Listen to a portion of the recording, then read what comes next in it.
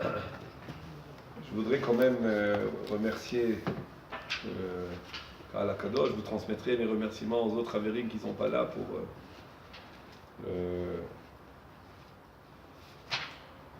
les choses que j'aime pas trop, mais je l'accepte. Je l'accepte. Et Baruch Hashem, vous avez rempli vous avez, disons, répondu à votre sensation de reconnaissance jusqu'à la fin de l'étude de Shisha Sidrei Mishnah. On remercie l'initiative et les réalisateurs, sans donner les noms et tous qui ont participé. Qu'Akadosh Baruch Hu vous bénisse. Shanim Rabot, Nimot Vetovot.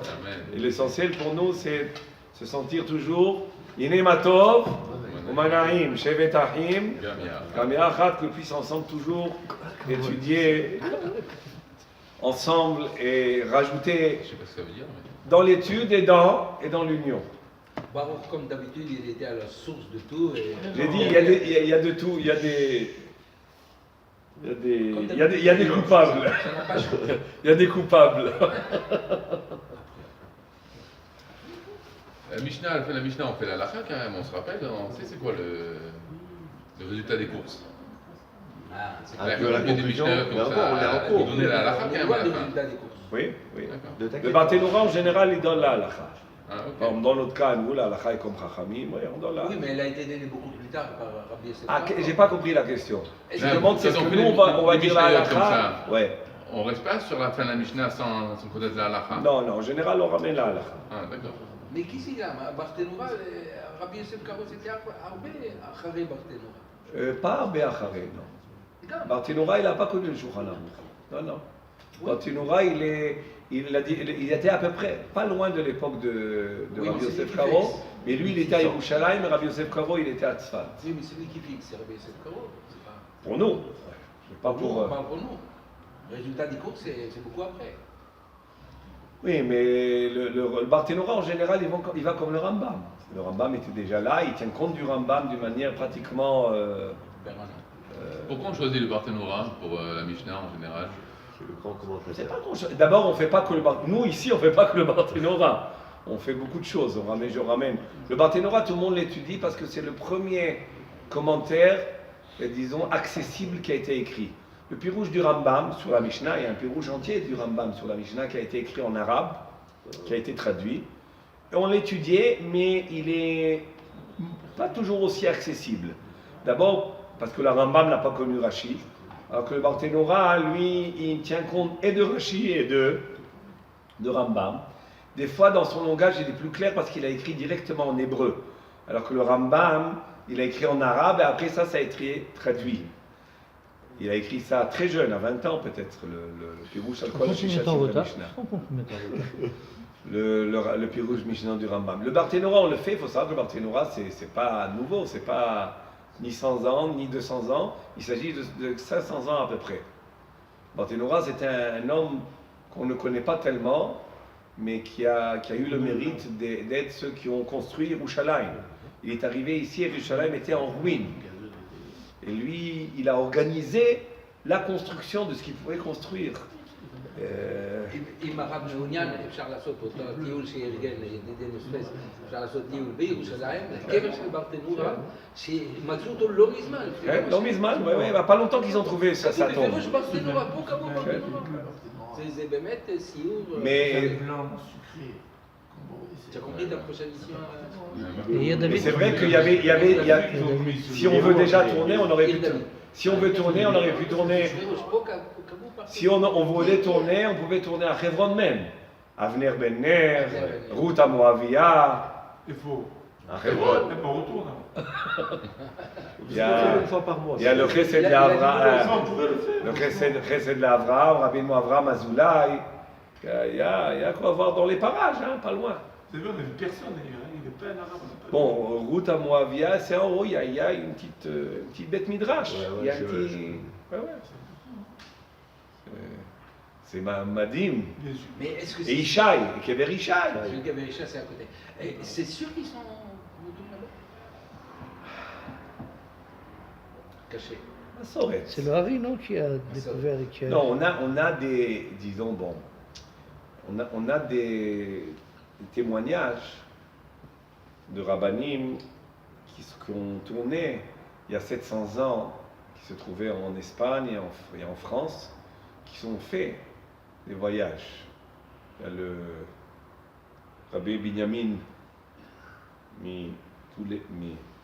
Tudela, qui était un chacham espagnol, qui a voulu tourner le monde et connaître les communautés juives dans le monde.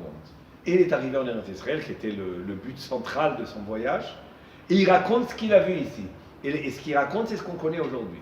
Je parle d'il y a 700 ans. Donc il raconte qu'il était là, il avait ça, il y avait ça, il y avait ça, il y avait ça. Il y avait un autre aussi à peu près à la même époque, qui était un autre, celui-là c'est un Sfarad, un autre Ashkenaz, c'est marrant. C'est à peu près à la même époque, ils ont tourné comme ça, tout seuls, ils vont de communauté en communauté. D'abord en Europe, et tout le long de la côte méditerranéenne, surtout. C'est-à-dire ils passent par le sud de la France, ils racontent ce qu'ils voient, ils arrivent en Italie, ils racontent ce qu'ils voient, ils arrivent en Grèce, toutes les communautés, en Turquie, la Syrie, etc. Ils arrivent jusqu'à qu'ils vont en Eretz Israël et en Égypte. C'est à peu près le parcours, quand même. Pas beaucoup plus. Un petit peu aussi en Irak aussi, etc. Et c'est très intéressant de lire. Et quand il parle de Eretz Israël, il raconte des choses qui correspondent à ce qu'on voit aujourd'hui. Donc on peut dire qu'il y a 700 ans, pendant 700 ans, il y a une massoret sur les choses qu'on connaît. On peut trouver son livre? Je l'ai à la main. Comment il s'appelle? Massaot Binyamin. Mais imaginez un juif qui prend, au Moyen-Âge, qui tourne, qui connaît, et il raconte des choses sur les rabbinim que nous connaissons, qu'on entend parler nous aussi, dans les Rishonim, qu'il a rencontrés. Donc c'est intéressant de voir. C'est un témoignage extraordinaire. Ouais. Et un autre qui était le frère, comment il s'appelait, Massaot, pas Naftali, le frère de Rabbi Yitzhak Alavan, qui a fait aussi des Massaot, il raconte des choses extraordinaires. Surtout, c'est intéressant de voir sur Kever David Amelech. Comment il a voulu rentrer et comment il y avait c'était les catholiques, les chrétiens qui laissaient pas, qui mamash étaient en sholtim, on dit, sur le Kever David Amelech. Il y a toutes sortes de péripéties qui se passent là-bas, très intéressantes. Il y avait beaucoup de comment dire en français, de trésors des catholiques en bas. C'est en bas aussi David Amelech, c'est en bas dans une grotte, c'est la même chose, c'est toujours des grottes en bas. C'est très intéressant ça. Bon. Ils ont trouvé le cheder où étaient les Giborim de David. Récemment, ils l'ont trouvé. Oui, j'ai entendu. Et ils l'ont rempli de pierres pour ne pas que les gens rentrent dedans. Bon, encore David Amelech, il y a encore des sphécotes un petit peu sur l'endroit précis. C'est dans la région, c'est pas beau, mais est-ce que c'est l'endroit précis, c'est un petit peu mis en... C'est difficile d'avoir un endroit précis parce que il faut qu'il y ait une massorette, oui. Il faut une transmission. Non mais c'est pour ça... Elle est rompue la transmission. Il a été enterré, après c'est fini. Et la seule chose qu'on peut avoir comme repère, c'est les Rishonim comme le Rambam et le Ramban qui sont arrivés en Eretz Israël et qui ont rencontré des Juifs là-bas. Et alors ça montre que 1000 ans ces avant, Juifs-là, ils savaient qu'est-ce qu'ils avaient. Bon. Ces Juifs-là, ils étaient là. Arabe, Et puis, il faut savoir aussi que Marshman Vezicham, les Arabes, ils sont très fidèles à conserver ce genre de choses. Et il faut transmettre de... Alors oui, ça c'est... Et ça c'est transmis. Ils ont trouvé un caveau avec 3 tombes, avec Shlomo, David et Cheskia Amelech, si je me souviens bien. Cheskia Amelech. Cheskia Amelech. Peut-être. C'était un En caveau. général, ils sont enterrés tous ensemble d'ailleurs. Kivré David. Mais bon, ça c'est... non, à part cela, dans le nord, dans le Tzafon, pas mal de Gvarim, on a le Ishour du Harizal, qui a confirmé dans certaines tombes, il dit oui, d'autres il dit non. Là, c'est et ça c'est Waharat. C'est grave, parce que... Oui et non, pourquoi? Que Il c'était voyait l'âme du tzaddik là-bas ou pas. Ça, c'est dans le nord. Bon, Rabbi Shimon Bar Yochai, c'est aussi une Massoret Yeshana. Il montait à Méron depuis, ça fait déjà 600-700 ans qu'il monte à Méron. C'est pas nouveau, l'Aliyah à Méron. Hein. Mais il y a 700 ans aussi, ils ne savaient pas. Ça faisait Ouais, moins de c'est ce 700 que ans je qu'ils- dis. Oui, mais ils allaient là-bas.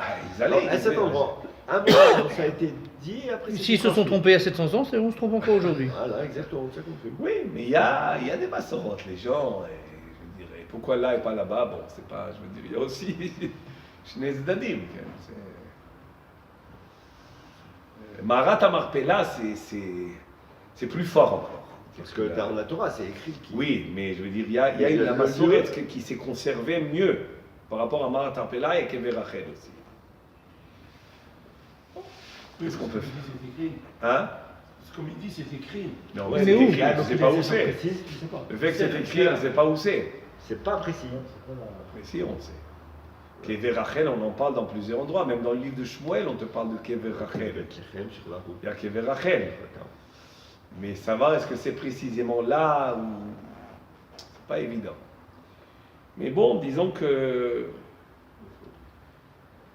En tout cas, c'est la région. la Massoret, c'est pas Stam, des fois. Je veux dire.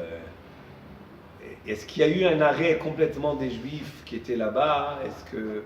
Il y a eu toujours des Juifs, mais il y avait très très peu. Est-ce que ces Juifs-là, ils savaient? Ça aussi, c'est ça la question. Quand le Ramban est arrivé, il a vu quelques Juifs, il n'y avait pas Minyan à Yerushalayim. Quand le Ramban est arrivé, il y a 700 ans, il n'y avait pas Minyan. Le Ramban ou Ramban Ramban. Et même le Rambam. Le Rambam, il a fait une synagogue à côté du. Mais oui, mais le Rabbin. Rambam, il n'a pas. Je ne sais pas s'il a décrit tout ce qu'il voyait. Il a décrit certaines choses, et le Ramban, il a décrit d'autres choses. Il n'y avait pas Minyan. Mais ces Juifs qui étaient là, ils étaient là depuis longtemps, donc ils pouvaient, disons, lui indiquer certaines choses. Top, quand nous C'est ça. mérite de